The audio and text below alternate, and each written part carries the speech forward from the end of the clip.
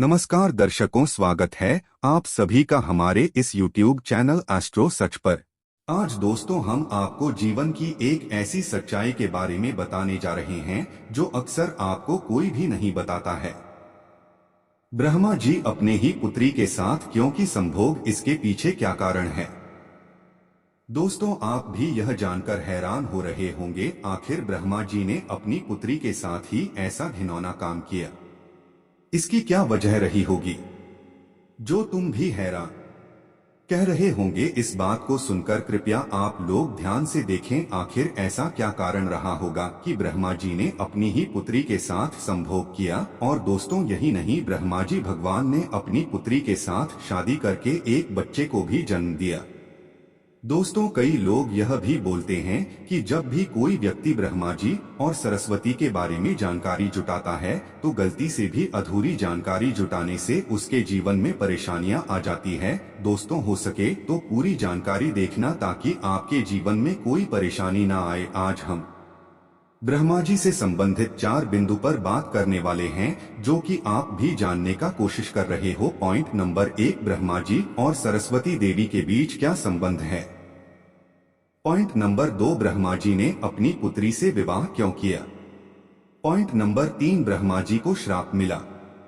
5 number 4, Brahma ji का केवल एक ही मंदिर क्यों है। दोस्तों जो भी व्यक्ति अच्छे तरीके से पूजा करता है उसे मैं स्वीकार करता हूं, उसकी हर मनोकामना को मैं पूरा करता हूं। वीडियो में आगे बढ़ने से पहले अभी ही वीडियो को लाइक कर और नीचे कमेंट बॉक्स में लिख दो सच्चे दिल से जय जय बजरंगबली। दोस्तों ब्रह्मा और उनकी पुत्री सरस्वती के संबंधों को लेकर कुछ पुराने हिंदू पौराणिक कथाओं में विवादित बयान भी हैं। कुछ कथाएं कहती हैं कि ब्रह्मा जी ने आदिकाल में अपनी पुत्री सरस्वती को देखकर उसकी रूपांतरण शक्ति को महसूस किया था और इसलिए वे उसके पास आए। आपको बता दें कि आज से कुछ साल पहले अलग अलग सोशल मीडिया पर यह पोस्ट बहुत वायरल हुआ था, जिसमें बताया गया था कि ब्रह्मा जी ने अपनी ही बेटी सरस्वती से शादी की थी। दोस्तों पहले आपको बता दें कि ब्रह्मा और सरस्वती की कहानी उस समय शुरू होती है जब सृष्टि की रचना हो रही थी। हिंदू ग्रंथ के मुताबिक सृष्टि की रचना ब्रह्मा जी के द्वारा की गई है। भली भांति यह तो सब जानते हैं और इस ब्रह्मांड के पालनकर्ता के रूप में हम भगवान विष्णु को जानते हैं। साथ ही भगवान शंकर को सृष्टि के संहारक के रूप में जानते हैं। दोस्तों अब यहाँ पर कुछ दोस्त ऐसे भी होंगे जो हमारी बातों को हल्के में लेंगे क्योंकि उन्हें वास्तुशास्त्र का ज्ञान नहीं है। इस पर एक कहावत भी प्रचलित है कि बंदर क्या जाने अदरक का स्वाद। अर्थ यह है, कोई भी व्यक्ति वास्तुशास्त्र के बारे में नहीं जानता है तो फिर इन उपायों में या वीडियो देखने वह विश्वास ही नहीं करता है। इसलिए दोस्तों सही सटीक 100% जानकारी के साथ में जानने के लिए इस वीडियो से जुड़ जाना। दोस्तों हिंदू धर्म में ब्रह्मा विष्णु और महेश को सृष्टि के निर्माता, पालक और संहारक के रूप में जाना जाता है। मगर कमाल की बात है कि आपने पृथ्वी पर विष्णु और महेश शिव की बहुत सारी मंदिर देखी होंगी, मगर सृष्टि के रचयिता ब्रह्मा जी के आपने कभी मंदिर नहीं देखे होंगे। पूरी पृथ्वी में भगवान ब्रह्मा की मूर्ति केवल भारत के पुष्कर में है। कुछ लोगों का ऐसा मानना है कि भगवान ब्रह्मा की पूजा न होने का कारण माता सरस्वती से जुड़ा हुआ है। एक वायरल पोस्ट के मुताबिक भगवान ब्रह्मा ने सरस्वती से शादी की थी जो कि उनकी बेटी थी। इस वजह से भगवान ब्रह्मा की पूजा नहीं होती है। इसे अच्छे से समझने के लिए इस प्रश्न को विस्तार से प्रस्तुत किया गया है। सरस्वती पुराण में भगवान ब्रह्मा और माता पार्वती के विवाह की बात लिखी हुई है।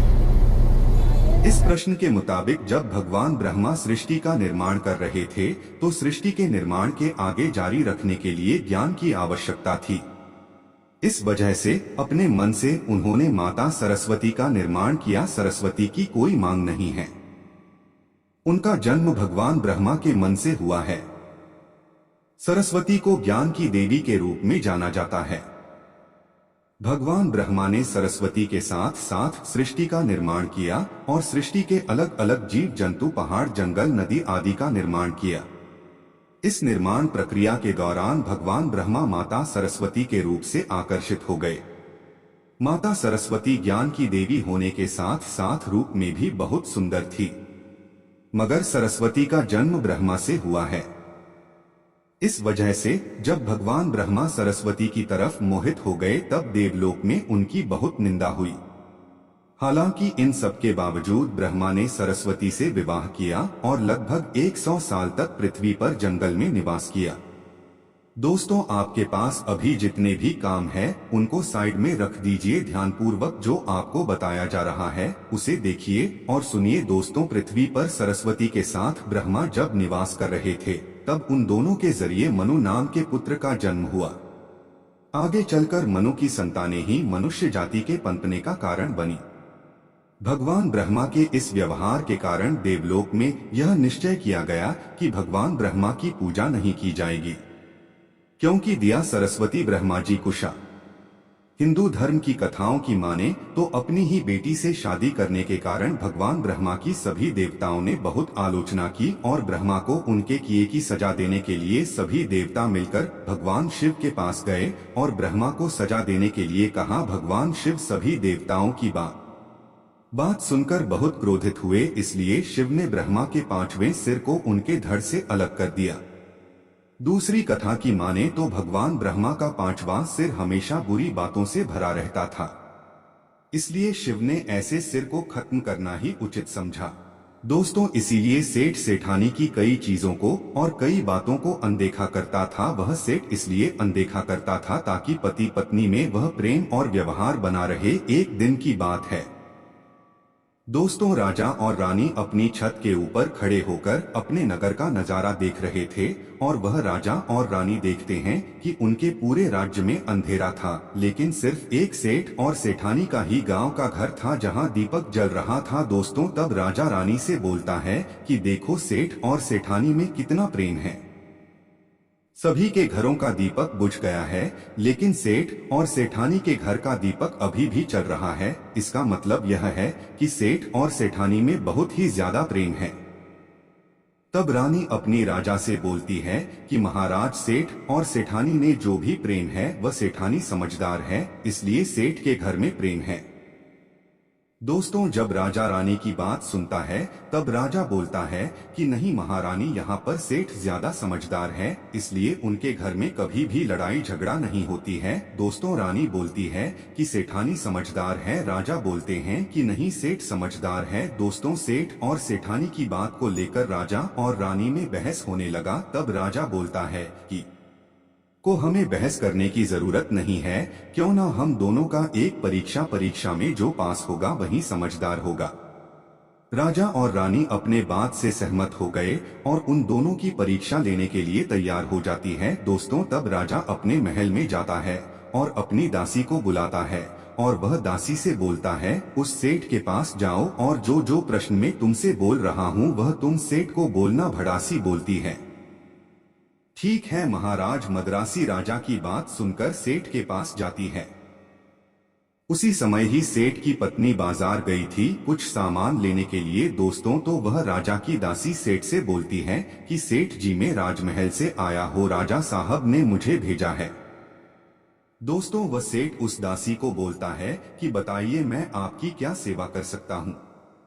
आप बैठिए, मैं आपके लिए पानी लेकर आता हो। तब दासी सेठ से बोलता है कि नहीं सेठ जी, मैं राजा की दासी हो, बस आपके पास राजा के समाचार लेकर आया हूँ। दोस्तों, तब वह सेठ बोलता है कि ठीक है दासी, आप मुझे बताइए राजा साहब ने क्या समाचार भेजा है मेरे लिए। तो दोस्तों, भड़ासी सेठ से बोलते हैं कि सेठ जी, राजा शाह ने मुझे यह बोला है यदि तुम अपनी पत्नी को छोड़ देते हो तो वह तुम्हें खूब सारे हीरे और जवाहर देंगे, तुम्हें राजमहल में एक अच्छी पोस्ट पर नौकरी भी देंगे। लेकिन सेठ ने राजी नहीं हुई। दूसरी बात, रानी ने राजा से बोला था कि नहीं सेठ समझदार नहीं है, समझदार है। दोस्तों, सेठ और सेठानी के बातों को लेकर राजा और रानी में फिर से कहा सुनी होने लगी। तब रानी राजा से बोलती है कि तुमने सेठ की परीक्षा ली है, मैं भी सेठानी के भी परीक्षा लेना चाहती हूँ और इससे बात क्लियर हो जाएगा सेठ और सेठानी में कौन ज्यादा समझदार है। तो वह राजा रानी को आदेश देता है कि प्रिय तुम भी एक बार सेठानी की परीक्षा ले लो। तब रानी अपनी राजमहल से एक दास को उससे ढाणी के पास भेज दिया और अपने दास से बोलती है कि जो मैं तुम्हें बोल रही हो यह सारी चीज जाकर उससे ढाणी को जाकर के बोलना। तब राजा का दास उसे सेठानी के पास जाता है। इधर से सेठ अपने काम के सिलसिले में कहीं बाहर गया हुआ था, घर पर सेठानी ही अकेली थी। दोस्तों दास मौका देखकर उसे थाने के पास पहुंचता है। सेठानी से बोलता है कि सेठानी जी मैं राजमहल से आया हूँ, मुझे रानी साहिबा ने भेजा है। दोस्तों तब सेठानी बोलती है ठीक है बताइए किस लिए तुम्हें रानी साहिर मेरे पास भेजा है। दोस्तों तब मोहनदास सेठानी से बोलता है कि रानी साहिबा ने बोला है कि यदि तुम अपने पति को छोड़ दोगी तो वह तुम्हें बहुत सारे हीरे जवाहरात देंगे, अगर तुम अपने पति को मार दोगी तो वह तुम्हें अपने राज्य का आधा हिस्सा दे देंगे। दोस्तों दास की बात सुनकर सेठानी तैयार हो जाती है और कहती है ठीक है, यदि रानी साहिबा अपनी राज्य की आधा हिस्सा मुझे देंगी तो मैं अपने पति को मार दूंगी। दोस्तों तब वह राजा का दास उसे थाने से बोलता है कि मुझे कैसे पता चलेगा कि तुमने सेठ जी को मार दिया है। दोस्तों तब से ढाणी उस राजा की लाश दी है कि मेरे घर में जो दीपक जल रहा है वह तुम्हें दिख रहा है। कबीर दास बोला दास दिख रहा है। तब से ढाणी उस राजा की से बोलती है कि जब मैं अपने पति को मार दूंगी तो मैं यह दिया बुझा दूंगी। तो दोस्तों तब राजा का दास सेठानी से बोलता है कि मुझे कैसे पता चलेगा कि तुमने सेठ जी को मार दिया है। दोस्तों तब सेठानी उस राजा की लाश से बोलती है कि मेरे घर में जो दीपक जल रहा है वह तुम्हें दिख रहा है। तब दास बोला दास दिख रहा है। तब सेठानी उस राजा की दास से बोलती है कि जब मैं अपने पति को मार दूंगी तो मैं यह दिया बुझा दूंगी तो तुम्हें पता चल जाएगा कि मैं अपने पति को मार दिया है। अब भड़ास सेठानी की बात सुनकर राजमहल को वापस लौट जाता है और राजा और रानी से ये सारी बात बताता है। सेठानी की बात सुनकर रानी बहुत अचंभित हो जाती है और रानी को स्त्री जाति से नफरत होने लगती है। दोस्तों तब वह राजा अपने सारे दास दासियों के साथ सारे सैनिकों को बुलाता है और बोलता है देखो मैं यह नहीं चाहता हूँ कि राजा और रानी की वजह से किसी निर्दोष की जान न जाए। तुम ऐसा करो उसे थाने के घर जाओ और उस सेठ को सारी बातें बता दो और उस सेठ को बचा लो। दोस्त तो इधर दास और उदासी सेठानी के घर पर जाते हैं और सोचते हैं कि सेठानी तो सेठ को रात में मारेगी और दिया भी मुझ आएंगी, इससे पहले ही हम सेठानी के घर में हमला बोल देते हैं। दोस्तों इधर रात नहीं हुई थी, शाम का समय था। जैसे ही राजा के सैनिक सेठानी के घर पर धावा बोलते हैं, देखते हैं कि सेठ पहले से ही मरा हुआ है।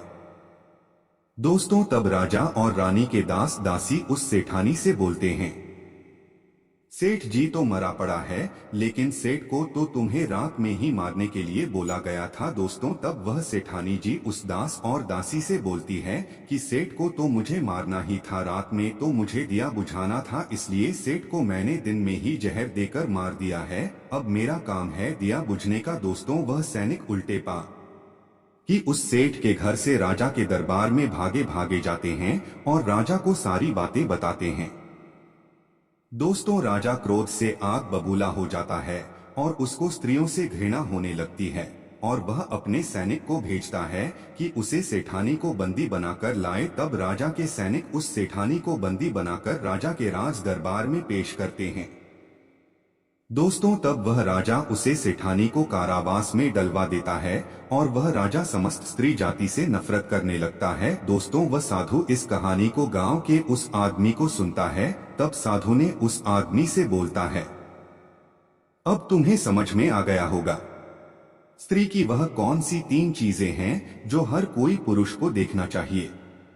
तब वह आदमी साधु से बोलता है कि महाराज मुझे अभी भी समझ में नहीं आया स्त्री की वह कौन सी 3 चीजें हैं जो हर पुरुष को देखना चाहिए। दोस्तों तब वह साधु उस आदमी को बताते हैं कि हर पुरुष को अपने स्त्री के सबसे पहली चीज यह देखनी चाहिए कि वह कहां पर आ जा रही है। दोस्तों जो पुरुष अपनी स्त्री की यह चीज देखना है कि पत्नी वहां पर आ रही है, वहां पर जा रही है, तो उसके घर में कभी लड़ाई झगड़ा नहीं होते हैं। और वह अपनी पत्नी के ऊपर नियंत्रण कर पाता है। दूसरी चीज है, पुरुष को पत्नी के अंदर यह देखनी चाहिए कि उसकी पत्नी के बोल चाल कैसी है, वह अपने पति की इज्जत कर रही है कि नहीं, अपनी की बात मान रही या फिर नहीं। जो स्त्री अपने पुरुष की बात नहीं मानती है, अपने पति की इज्जत नहीं करती है, अपने पति के साथ कुछ भी कर सकते हैं, जैसे कि उस सेठानी ने उस सेठ के साथ किया था। इसलिए हर पुरुष अपनी पत्नी की चीज देखनी चाहिए। तीसरी चीज, वह साधु उस आदमी को बताता है कि हर पुरुष को पत्नी के चाल चलन जरूर देखना चाहिए। दोस्तों, जो पुरुष पत्नी के चाल चलन देखा है और उसके चाल चलन पर उससे ज्यादा प्रेम नहीं करता है, उसको अपने कंट्रोल में करके रखता है, तो उसके घर में लड़ाई झगड़ा कभी भी नहीं होते। दोस्तों, जो स्त्रियां अपने घर पर मनमानी चलाती है, पति की बातों को नहीं मानती है, उनके घर में इस तरीके की मुसीबत आती है। दोस्तों, यह 3 बातें वह साधु महाराज उस आदमी को बताता है। दोस्तों, फिर वह आदमी इन 3 चीजों को गांठ बांध लेता है और साधु को प्रणाम करके अपने घर पर चला जाता है। दोस्तों, मैं उम्मीद करता हूं इस कहानी से आपको बहुत कुछ सीखने को मिला होगा। साथ ही चैनल पर नए हैं तो चैनल को मानती है, उनके घर में इस तरीके की मुसीबत आती है। दोस्तों, ये 3 बातें वह साधु महाराज उस आदमी को बताता है। दोस्तों, फिर वह आदमी इन 3 चीजों को गांठ बांध लेता है और साधु को नाम करके अपने घर पर चला जाता है। दोस्तों, मैं उम्मीद करता हूँ इस कहानी से आपको बहुत कुछ सीखने को मिला होगा। साथ ही चैनल पर नए हैं तो चैनल को सब्सक्राइब कर ले। कमेंट में जरूर लिखें हर हर महादेव। राधे राधे। देवों के देव हमारे ऊपर अपनी कृपा बनाए रखें। धन्यवाद।